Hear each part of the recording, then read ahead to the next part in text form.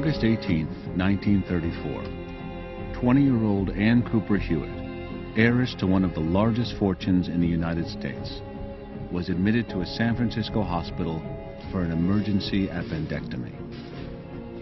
She later learned the surgeons not only had removed her appendix, but also a length of her fallopian tubes, rendering her incapable of ever becoming pregnant. The story of the sterilized heiress hit the papers just after the new year in 1936, when Anne filed a $500,000 damage claim against the surgeons and her own mother for sterilizing her without her knowledge or consent. Anne's mother denied any wrongdoing. She'd done what she'd done for society's sake, she insisted, because her daughter was feeble-minded. It was the sort of bizarre high society scandal that would have captured the national imagination under any circumstances. But that one word, feeble-minded, struck a familiar chord for Americans and linked Anne's plight to a decades-old campaign to control human reproduction, known as eugenics. What is the bearing of the laws of heredity upon human affairs? Eugenics provides the answer. Eugenics was proposed as the scientific solution for social problems.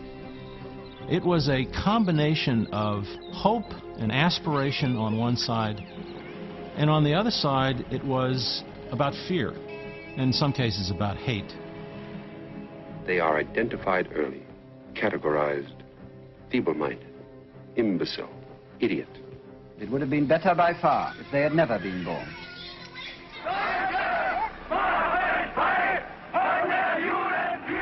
People tend to think that eugenics was a doctrine that originated with the Nazis, that it was grounded in wild claims that were far outside the scientific mainstream.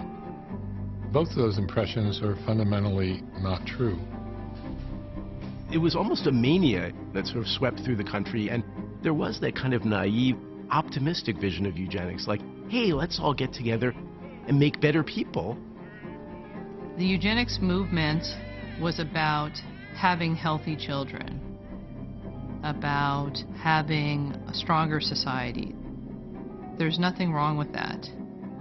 You have to look at the underbelly of what was implemented in the name of eugenics to see what was so problematic about it. In the fall of 1902, an American biologist named Charles Benedict Davenport arrived in London on a sort of pilgrimage. He was 36, Harvard educated, and like many biologists of his generation, absorbed with the study of evolution. He'd been traveling in Europe with his wife, collecting seashells for research on species variation. But this was to be the highlight of the trip: a meeting with the world-renowned gentleman scientist, Sir Francis Galton. A pioneering statistician, Galton had lived his 80 years by a single motto: whenever you can, count. His obsession with measurements and patterns had led him to create the world's first weather maps, establish fingerprinting as a means of identification, and set data-backed parameters for the perfect cup of tea. Charles Davenport had come to discuss another matter: Galton's work on heredity. Francis Galton was a great quantifier. He liked to quantify height, hair color, what is the chest size of an average man, what is the thigh length of an average man, even things like intelligence. Galton had a theory that talent, as he called it, what we would call intelligence, seemed to run in families. And so it quickly occurred to him, if we can get people with high talent to mate with each other, prevent people with low talent from mating with each other, we will, within a few generations, create this race of supermen. Francis Galton was borrowing ideas and kind of riffing off of the work of his half-cousin, Charles Darwin. Darwin believed that Evolution was this natural process that was inevitably leading towards what they call the survival of the fittest. Galton really turns that idea on its head and says, you know, natural selection isn't working very well. We need to do a form of selection. We need to intervene. To name the effort, Galton had coined the term eugenics, a hybrid derived from two Greek words, meaning well and born. Charles Davenport believed, as Galton did, that selective breeding could transform the human race. What was needed was a scientific understanding of how heredity actually worked. And over dinner at Galton's home, Davenport declared his intention to get to the bottom of it. Davenport said, I'm going to create a new kind of institution, a station for experimental evolution. Not Darwinian natural selection that you just go out and observe, but can we figure out how inheritance works? Can we do experiments and find the patterns of heredity?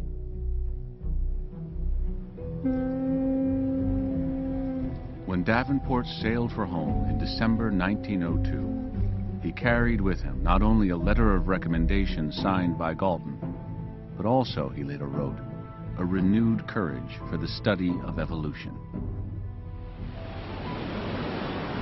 Davenport and Galton really did imagine that the idea of improving human heredity was of almost religious significance, of profound moral importance. They also believed they were qualified to breed a better race because they believed that they were the best and the brightest. In 1909, Davenport informed his funder, the Carnegie Institution, that he'd shifted his focus from the breeding of cats and roosters to an investigation of human traits.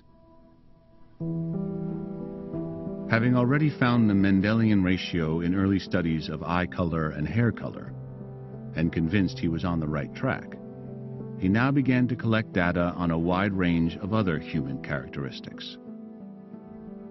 He sent out a family history questionnaire to hundreds of individuals and solicited prisons, hospitals, and educational institutions for their records. You can't really do breeding experiments with human beings. Aside from the ethics, you just can't live long enough to see generations and generations. So it was Davenport's genius to realize if he could collect family pedigrees, he could trace family inheritances and try to prove that evolution works for human beings the way it works for animals. Davenport's plan was to analyze the pedigree charts for Mendelian patterns and to identify the desirable traits human beings might encourage through careful breeding, and the undesirable ones they could breed out. When the letter from Charles Davenport arrived in 1909 at New Jersey's Vineland Training School for the Feeble-Minded, the staff hadn't known quite what to make of it. A mere two-line note requesting hereditary information, one of hundreds Davenport had sent. Davenport investigated any and all traits. Eye color, weight, mood, habit, temperament, diseases, anything. And then he finds this psychologist in New Jersey, and he begins to zero in on low intelligence, something known as feeble-mindedness. Psychologist Henry Goddard, Vineland's director of research, had no family histories to share. But what he lacked in data, he more than made up for with enthusiasm. Not only was Goddard interested in the new science of heredity, he asked Davenport to guide him in making his own study of feeble-mindedness. Like lots of people who are working in institutions, doctors or social workers, Henry Goddard was interested in identifying the kinds of conditions that were passed down in heredity and preventing them. Henry Goddard was 42 and a one-time teacher in Quaker schools. It was in part an interest in education that had brought him to Vineland in 1906. He'd spent the 3 years since trying to parse the many varieties of feeble-mindedness, an all too common mental deficiency associated with antisocial behavior. Some of Vineland's 300 inmates were violent or deranged, others unruly, still others merely slow. Hoping to improve their individual care and training, Goddard had pioneered the use of an intelligence test, which purported to measure a person's mental abilities in relation to that of so-called normal people of the same age. The scores enabled him to sort his charges into categories. To the existing classifications of idiot and imbecile, which long had been used to describe debilitating mental impairment, Goddard had added a third, a higher functioning group he called morons. That was actually a diagnostic term and not just an insult. Henry Goddard argued the high-grade moron is high-functioning enough to act normal, but they're kind of stuck in this evolutionary phase, and they don't emerge as true adults. What's missing is moral judgment. So Goddard constructs that term moron, and mental deficiency and immorality become basically interchangeable. Now, with Davenport's tutoring, Goddard began to survey the family histories of 35 of his students at Vineland. What he found made him an instant believer in eugenics. Not only did morons seem clearly to pass on their feeble-mindedness to their offspring, their family trees often were rife with alcoholics, prostitutes, criminals, and paupers. As Goddard put it to the New Jersey State Conference of Charities and Corrections in 1910, feeble-mindedness is at the root of probably 2/3 of the problems that you have before you. The cause was defective ancestry. Henry Goddard puts forward this idea that if you got rid of feeble-mindedness, you would get rid of all of these problems, or at least greatly reduce them. And we love explanations like that. It's so simple. Oh, it's just feeble-mindedness. So let's, that's the fix. Goddard reasoned that if the test he devised to better care for the feeble-minded instead were used to identify them, the contagion could be halted, and future generations spared the scourges of mental deficiency. Henry Goddard said, it takes an expert to identify the true menace of feeble-mindedness. So someone you're sitting next to at a restaurant or in a theater could look perfectly normal to you, and it only takes one feeble-minded person marrying another one, even someone who's not feeble-minded, to create generations of feeble-mindedness. What it did is up the stakes of feeble-mindedness by claiming that it was a hidden menace that was more difficult to pinpoint than people might think.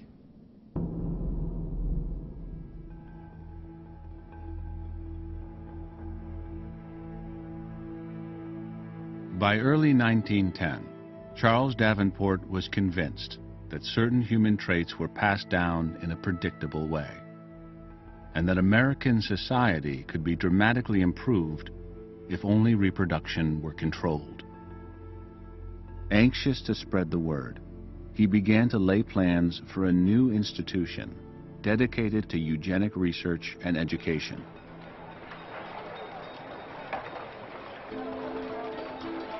In February, in search of a patron, Davenport traveled to New York to lunch with Mrs. E.H. Harriman, widow of a recently deceased railroad magnate.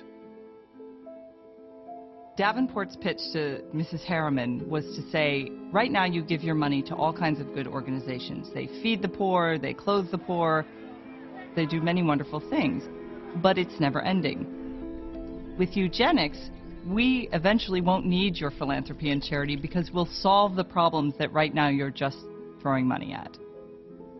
He persuaded Mrs. Harriman that the future of the country was at stake and that only a eugenic project could save it.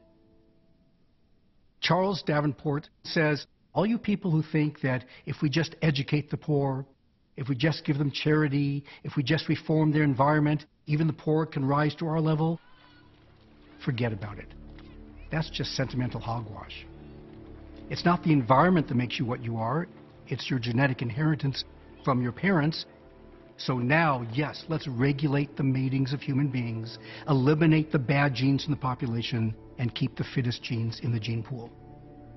In October 1910, on an 80-acre plot adjacent to the Cold Spring Harbor campus, Charles Davenport opened the doors of his new institute.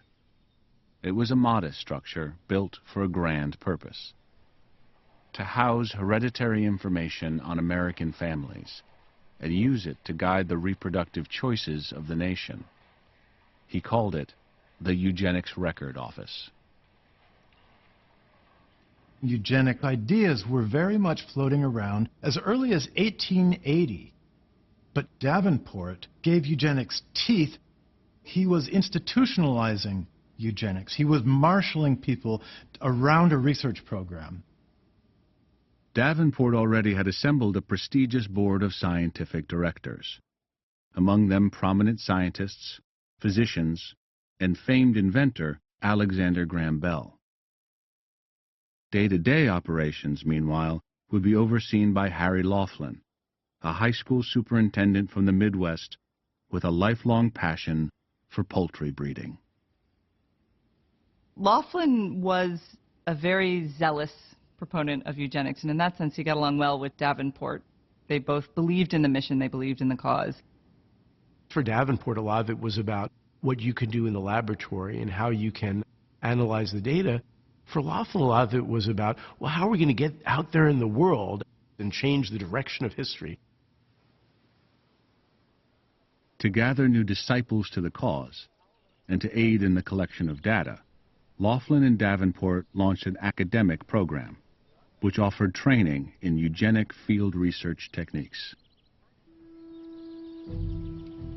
Over the course of 6 weeks each summer, recent college graduates from Vassar, Harvard, Oberlin were taught how to investigate family histories, how to conduct interviews and make eugenically useful measurements, and how to chart family pedigrees and analyze them. Then, at a salary of $75 a month, came a year's work in the field. Armed with the official trait book, which assigned numerical codes to a broad spectrum of human characteristics, the newly minted researchers fanned out to study delinquents in the Juvenile Psychopathic Institute of Chicago, the insane at the New Jersey State Hospital at Matawan, albinos in Massachusetts, circus families at Coney Island, the Amish in Pennsylvania. They would go into some holler in Virginia and find some family that seemed to have a lot of alcoholics and criminals and, you know, other ne'er-do-wells, and they would go, aha, we've found a family with terrible genes. And they'd interview someone and they'd say, oh yeah, you know, John seems a little slow, but I knew his uncle, and his uncle was a big drunk, and they'd write that down, uncle, a big drunk. So they would come back with all this evidence of the way in which human traits were inherited. Of course, the reliability of the data was not questioned, even though it was based on interpretation and impression, recollection by the living members of the family with whom they spoke. No checking. Year by year, as trainees rotated out of the summer program and into positions at universities, hospitals, and mental institutions, Davenport's assumptions and methods of fieldwork gained currency all across the country. And year by year, the data accumulated. Stored in fireproof cabinets and intricately indexed, it comprised, as Scientific American noted, a sort of inventory of the blood of the community, and supplied grist for a multitude of books, pamphlets, lectures, and press releases regarding the danger of so-called inferior germplasm. The Eugenics Record Office recommended both widespread eugenic education and aggressive government intervention. Laws that would keep defectives out of the country, prohibit them from marrying, and prevent them from becoming parents by segregating them in asylums throughout their reproductive years. Also recommended was a new and somewhat controversial surgical procedure known as sterilization. By cutting and sealing organs involved in reproduction, both men and women could be made infertile. So far, the technique had been used primarily on criminals, particularly sex offenders, and it was thought to have a curative effect. Harry Laughlin envisioned a broader application as a eugenic tool that would eliminate defective germplasm once and for all. Harry Laughlin really has this political vision of what we can do with eugenics, and he said in order for eugenic sterilization to really do what had to be done, 15 million Americans would have to go under the knife. What led people to get behind the eugenics campaign wasn't just their ardent belief in the science or in heredity. It was a fundamentally broad and sweeping social and political agenda to try to recreate society, one might say, in their own image. They're almost all white, they're almost all Protestant, middle to upper middle class, and they tended to equate human worth with the qualities that they themselves possessed. There was a movement to institutionalize more people at this time, driven by eugenics. You can see how an IQ test can really grease the wheels. If you're going to start moving people into institutions, if you're going to start sterilizing them, all that, you need some numbers, and the IQ test provided that. By 1919, intelligence testing was a full-fledged craze. An adapted version of the Army test, the National Intelligence Test, sold 500,000 copies in 1 year. Businesses administered mental tests to prospective employees. Schools and universities evaluated their students. And ever more paupers, prostitutes, drunkards, and delinquents found themselves suddenly with pencil in hand. Feeble-mindedness was a big fear in that era. There was a thought that there were a lot of these people out there who were deficient, who were morons. And they were not only out there, they were reproducing much more rapidly than other people. The trouble is that in practice, the word moron could be anyone who was not part of the so-called social norm. So the word moron begins as a scientific attempt to classify intelligence, but it very soon becomes usable as a means of social control. By 1920, the vast majority of those committed to institutions for the feeble-minded were classified as morons.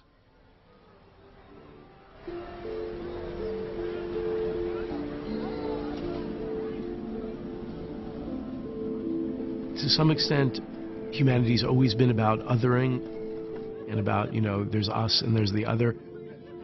The eugenics movement really gave this scientific, punch to this idea that they're us and they're the others, and we're the right people. We're the people that it's important not only to favor now, but we're the people who have to own the future. Suddenly, eugenics comes along and gives them a scientific basis for believing that. Eugenics is easy to accept because it preserves existing hierarchies. It doesn't seek to overturn them. What it did was lend new weight to established hierarchies. I don't think there has ever been a time when people didn't think that some people were simply better than others. The eugenics movement, like a chameleon, took on the colors of those attitudes which existed before the word eugenics was coined and certainly exist today.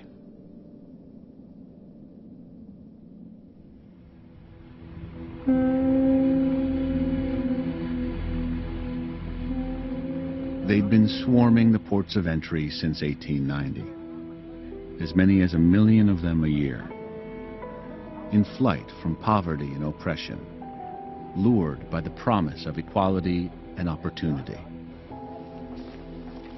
The Great War had staunched the flow, but with the armistice, the tap had been opened once more.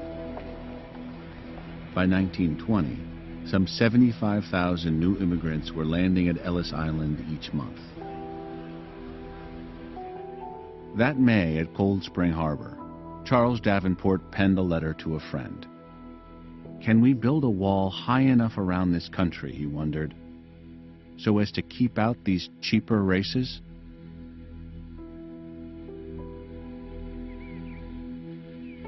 Charles Davenport was born into a very fancy, old stock family.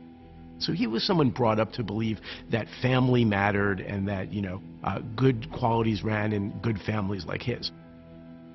Charles Davenport was very focused on wanting to maintain the traditional American stock, and he wasn't alone in that. There was this fear that the right sort of American wasn't having enough children, and the race as it existed was being diluted and polluted by incoming waves of immigrants. Most immigrants used to come from Northern and Western Europe, from the British Isles, from Germany. And then, all of a sudden, in the 1890s, immigrants started coming here from Eastern Europe, from Southern Europe. These are Catholics, these are Jews, these are peasants. And Davenport feels correctly that his race is losing the demographic game. Citing data from the Army intelligence tests, Laughlin claimed that foreign-born whites, and in particular Jews, were intellectually inferior to native-born Americans, and therefore likely, over time, to diminish the intelligence of the nation. The Jews on the Immigration Committee object. They claim correctly that the eugenicists have first come up with their theory that Jews are inferior and then found the data to back it up. But Congress is converted to the cause of eugenics. The congressional record is filled with congressmen reading excerpts from The Passing of the Great Race, Madison Grant's book, on the floor of Congress. And so the restrictionists win the day and Congress passes immigration restriction legislation. On May 26, 1924, President Calvin Coolidge signed the Restriction Act into law. Madison Grant hailed it as one of the greatest steps forward in the history of this country. They shut the door and reduced immigration to the United States by 97%. The door was shut and it didn't open again for 40 years. And in a very real sense, this was a political policy victory for eugenics.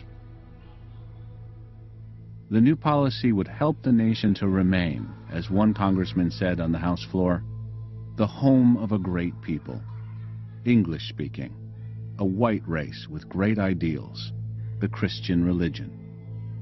One race, one country, one destiny. It was really a reversal of, give us your tired and your huddled masses, and it sends a message that the open arms of Ellis Island are now closed. For many of those across the Atlantic who would pin their hopes on America in the years to come, the consequences would be dire. Congress passed this law and closed the door on Jews in Eastern Europe and Germany who were trying to flee the Nazis. Otto Frank wrote to the U.S. State Department trying to get visas for his family, and he wrote repeatedly and he had connections and he was turned down because of this law. We think about Anne Frank dying in a concentration camp because the Germans thought the Jews were genetically inferior. But to some extent, Anne Frank died in a concentration camp because the U.S. Congress believed that as well.